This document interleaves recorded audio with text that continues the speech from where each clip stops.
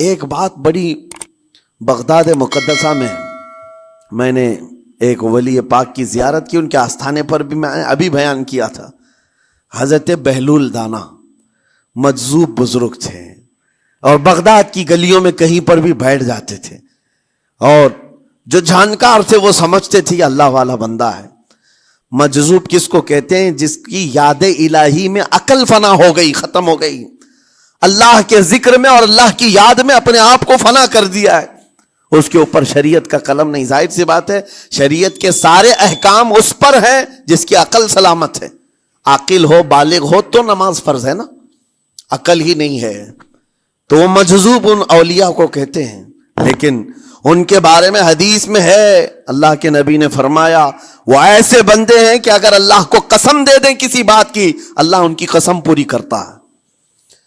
وہ بہلول دانا بیٹھے ہوئے تھے. بغداد کا ایک مشہور تاجر تھا، لیکن خستہ حال تھا، بہت نقصان اٹھا چکا تھا، خسارے میں چل رہا تھا، بزنس پورا لاس میں، اور وہ پریشان حال بہلول دانا کے پاس آیا، گڑ گڑایا، کہا کہ حضور مجھے بچا لیں، رحم کر لیں، میں تاجر ہوں، لٹ گیا ہوں، لاس میں ہوں، کچھ آپ فرما دیں، میں کیسے اس بھنور سے نکلوں. بہلول دانا نے دیکھا، کہا ٹھیک ہے کچھ پیسے بچے ہیں؟ کہا ہاں ہے، وہ بس اتنا سرمایہ ہے کہ مال لیتا ہوں پھر بیچ دیتا ہوں، نفع نہیں ہوتا. بہلول دانا نے کہا ایک کام کر، کالا کپڑا جتنا ملتا ہے سب خرید لے، پورے شہر سے کالا کپڑا جہاں جہاں مل جائے سب لے کر اسٹاک کر لے. کہا جی حضور آپ نے جیسا فرمایا. گیا، جتنا سرمایہ تھا سب لگا دیا، کالا کپڑا خرید کر ایک جگہ اسٹاک کر دیا. اللہ والے کا حکم تھا. لیکن ہوا یہ کہ بغداد کا معمول تھا، 8 دن گزرے نہیں تھے کہ وہاں وقت کے حاکم کا انتقال ہوا. اور جب حاکم کا انتقال ہوتا تو شہر کے جتنے بڑے لوگ ہوتے، رئیس لوگ، وہ اس کے سوگ میں، اس کے غم میں کالا کپڑا پہنتے تھے. اور کالا کپڑا سوائے اس تاجر کے کسی کے پاس نہیں تھا. اور سارے بڑے لوگ پیسوں سے اس کے پاس کالا کپڑا خریدنے آئے. یہ منہ بولے قیمت پر، جیسے تیسے جتنی قیمت پر بولے سب خرید کر لے جاتے. اور پل بھر میں، ایک دن کے اندر وہ بہت بڑا کروڑ پتی بن گئے، بہت مال آ گیا. یہ بات یاد رکھیں، اللہ مال دیتا ہے، اس کے بعد پھر آزمائش بھی ہوتی ہے. مال اتنا آ گیا، اب لے کر کے مستیاں تھیں. چند دن گزرے، ظاہر سی بات ہے مال کو بڑھانے کی تمنا ہر ایک کی ہوتی ہے. کوئی یہاں پر اینڈ کرنے والا نہیں ہے دنیا میں، چاہے اس کا بزنس اربوں پر بھی پہنچ جائے، اسے آگے پہنچنا ہے. چند دن گزرے تھے، 8-10 دن، پھر آیا حضرت بہلول دانا کو ڈھونڈتے ہوئے. ایک جگہ میدان میں یہ مجذوب بزرگ بیٹھے مل گئے. آیا اور کہا او دیوانے بتا اب کیا خریدوں؟ پیسہ بہت ہے ابھی میرے پاس، بتا دیوانے اب کیا خریدوں؟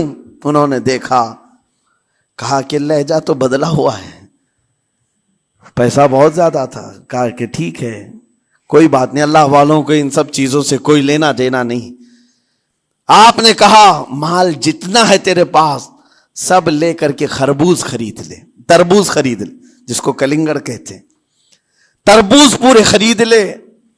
اس نے کروڑوں کی جائیداد پورے تربوزوں میں لگا تھی، سب تربوز خرید کر سٹاک کر دیا ایک جگہ. اور اس کے گمان میں یہی تھا کہ چند دن گزریں گے، کوئی ایسا ہی حادثہ ہوگا جب تربوز منہ مانگی قیمت پہ لوگ خریدیں گے اور میں بیچوں گا. پورا مال تربوز میں لگایا. 2 دن 4 دن 6 دن 8 دن گزرے، کوئی حادثہ نہیں. ادھر تو تربوز سڑنے لگ گئے، وہ تو زیادہ دن سٹاک نہیں کیے جا سکتے، سڑن شروع ہو گئی. پھر تھوڑے دنوں کے بعد پورے کے پورے سڑ گئے. کروڑوں کا مال تربوز میں سڑ کے چلا گیا. وہ کچھ بھی نہیں سکا، کچھ نہیں کر سکا. واپس چیختا چلاتا اسی حالت میں آیا، پہلے سے بھی زیادہ بدتر حالت میں آ گیا ہوں.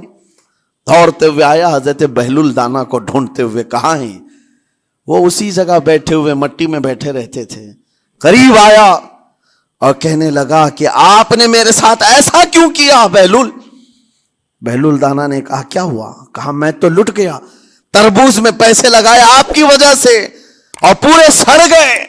بہلول دانا نے کہا میں نے تو کچھ نہیں کیا، پہلے تو تجھے نفع ملا تھا وہ تیرے لہجے کی وجہ سے، اب خسارہ ہوا ہے تیرے لہجے کی وجہ سے۔ پہلے جو آیا تھا بات کرنے کے لیے اس وقت تیری تمیز الگ تھی، تیری تہذیب الگ تھی، اخلاق الگ تھی، گڑ گڑا کر کہا تھا کہ میں لٹ گیا ہوں آپ رحم کر دیں، دوسری بار آ کر کے کیا کہا، او دیوانے بتا کیا خریدوں۔ لہجہ بدل گیا تو پوری حیثیت بدل گئی۔ زبان ہماری اونچائی پر بھی لے جاتی ہے اور نیچے بھی لے آتی ہے۔ اس بات کو ہمیشہ ملحوظ رکھیں کہ اس زبان سے بہت سارے لوگ نفع بھی اٹھاتے ہیں، بہت سارے لوگوں کو نقصان بھی ہوتا ہے۔